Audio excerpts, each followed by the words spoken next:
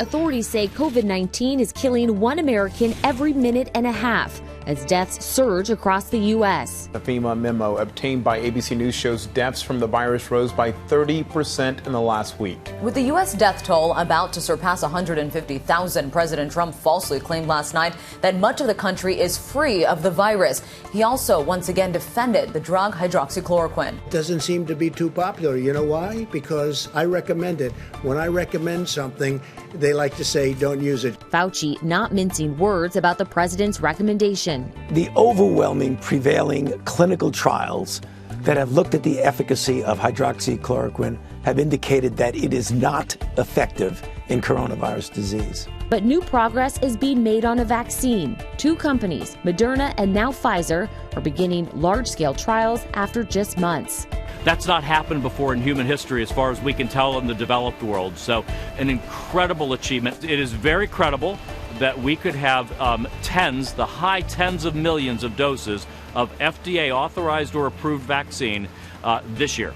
Meanwhile, Major League Baseball is facing another setback. We all want to play, but always with health and safety in the primary decision making of that. More games postponed. The Miami Marlins season is suspended until at least this weekend as their team outbreak grows with 17 players now infected.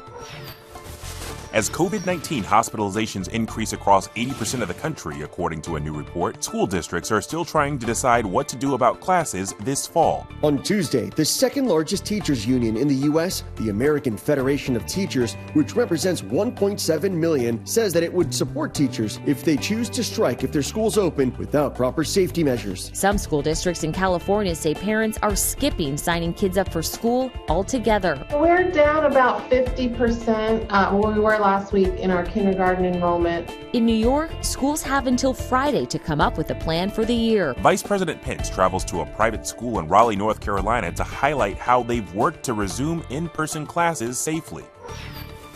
The chief executives for the world's biggest tech companies preparing to appear on Capitol Hill for a historic antitrust hearing. Amazon's Jeff Bezos, Facebook's Mark Zuckerberg, Apple's Tim Cook, and Google's Sundar Pichai, a group that includes two of the world's richest men.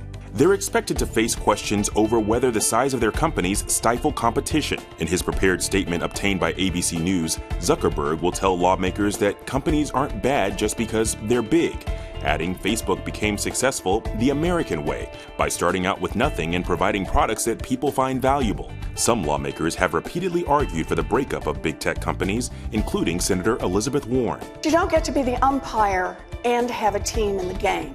But many financial experts insist big tech companies benefit the economy, including the vice chairman of Morgan Stanley, who recently told CNBC, "What would we have done during the pandemic if we didn't have companies like Amazon?" And partisan snipping prevailed during a long-awaited hearing on Capitol Hill featuring Attorney General William Barr. He defended the federal response to civil unrest in several cities, including Portland. And in response to criticism from Democrats, Barr denied using the Justice Department to help President Trump politically. I'm supposedly punishing the president's enemies and helping his friends. What enemies have I indicted? Are peaceful protests violent, Mr. Attorney General? No. Do peaceful protests destroy businesses? No. Do peaceful protests injure officers? No. Can you commit today that the department will not use federal law enforcement as a prop in the president's re-election campaign? We are not using I just want to federal close. And now you are projecting fear and violence nationwide in pursuit of obvious political objectives. Shame on you, Mr. Barr. Can I just say, Mr. Shame on you. Can I just My say, time Mr. has expired.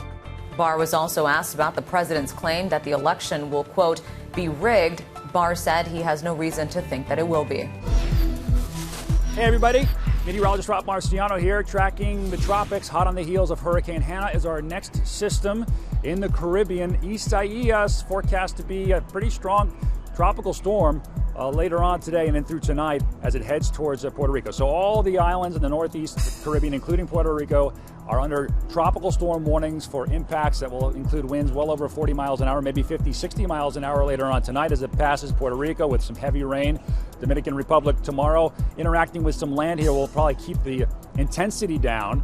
but it'll be raking Cuba, probably Turks and Caicos and the Bahamas. Saturday, Sunday, here's where the low confidence comes in. How strong is this? Where does it go? It looks like Florida is going to be under the gun in some way, shape, or form. So this is of concern, of course. As is a more immediate concern is Puerto Rico. I think tonight, not just wind, but flooding rains and some of the terrain, as you know, there can cause some mudslides, especially if we get up to 10 inches of rain.